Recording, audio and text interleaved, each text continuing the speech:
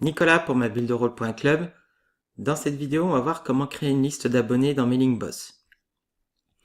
Alors tu peux le faire à partir de deux endroits. Soit tu remplis le formulaire qui est sur la page d'accueil, créer une nouvelle liste d'abonnés. Sinon, tu peux aussi créer une nouvelle liste d'abonnés en cliquant sur Liste, des listes, et à partir du menu qui est ici, en cliquant sur le plus. Tu arriveras de toute façon dans les deux cas au même endroit. On va te demander d'abord dans le premier champ le nom de la liste. Donc on va l'appeler liste B. Le nom d'affichage de la liste. Et une description de la liste.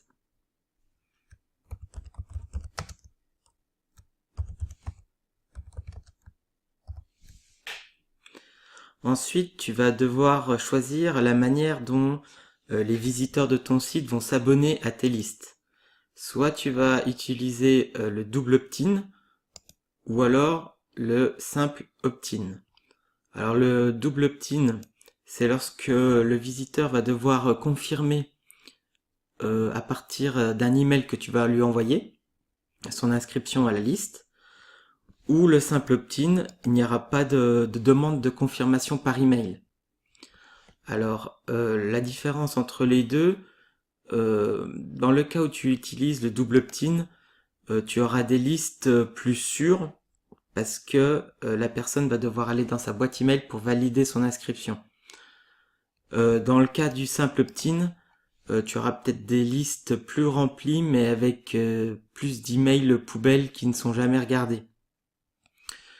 Donc je te conseille d'utiliser le double opt-in pour avoir des listes, on va dire, plus qualitatives. Pareil pour la désinscription à tes listes. Donc est-ce que tu souhaites que la personne reçoive un email pour qu'elle confirme qu'elle souhaite bien se désinscrire de tes listes ou non? Donc on va utiliser le double opt-in ou le double opt-out dans le cas du désengagement. On va cliquer sur prochain. Là, tu vas devoir choisir les champs que tu souhaites utiliser dans ton formulaire de capture. Donc, obligatoirement, tu as le champ email.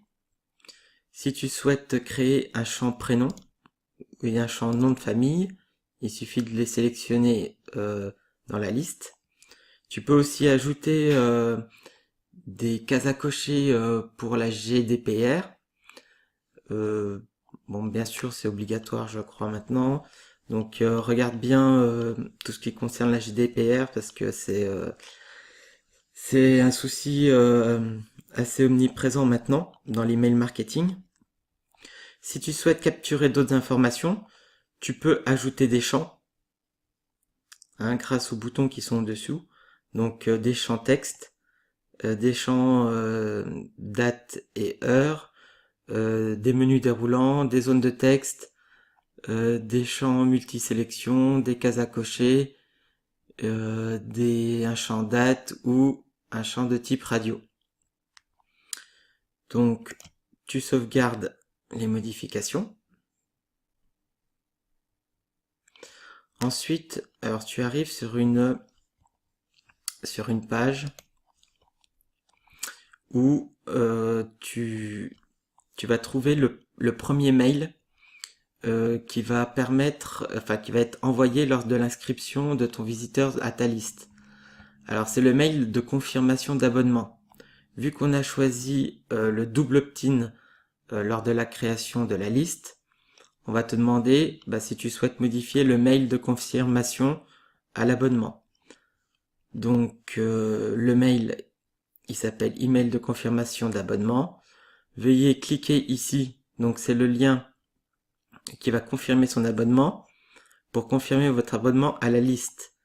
Alors là, c'est un tag qui est ajouté et qui va reprendre le nom que tu as mis pour créer ta liste.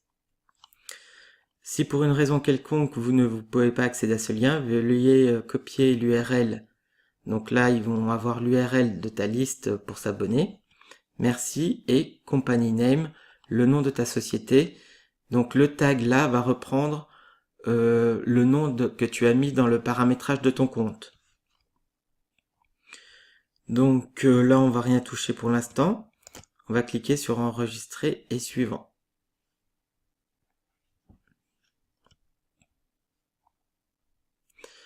Là c'est la page, tu vas arriver sur la page qui, si la personne essaye de se connecter alors qu'il n'a pas validé son inscription, donc il va arriver sur une page d'atterrissage avec ce texte-là.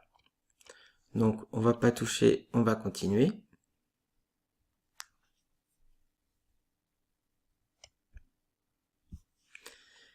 Donc ça c'est le nouveau mail de confirmation de désabonnement, hein, vu qu'on a choisi le double opt-out.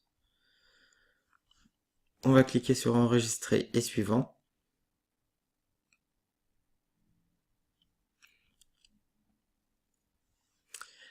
Là, c'est la modification du courrier électronique email de bienvenue.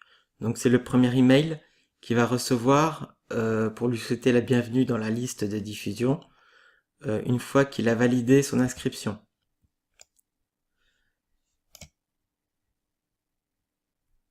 Donc on va cliquer sur enregistrer suivant.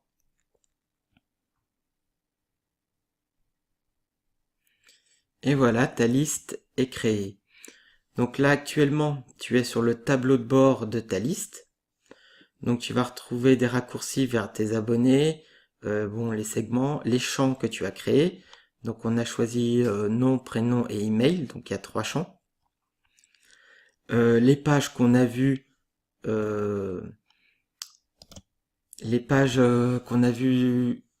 justement lors de la création de la liste, ainsi que les emails automatiques d'inscription et de désabonnement. Tu as des liens rapides, des raccourcis pour aller vers toutes les options de ta liste, les formulaires d'abonnement, l'import, l'export d'abonnés. Si on revient en arrière, attends, je vais sortir du mode plein écran.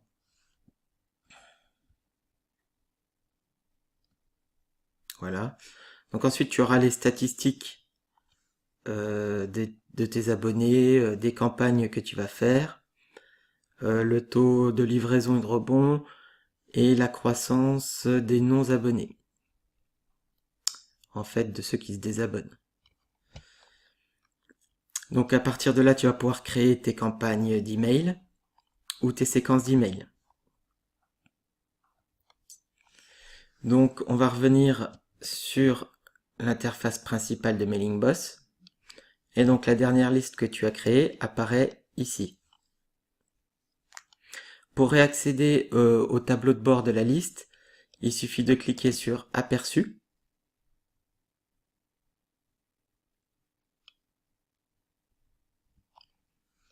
Et tu réaccèdes au tableau de bord de ta liste. Donc voilà pour cette vidéo sur la création d'une liste d'emails dans MailingBoss. Je te dis à bientôt.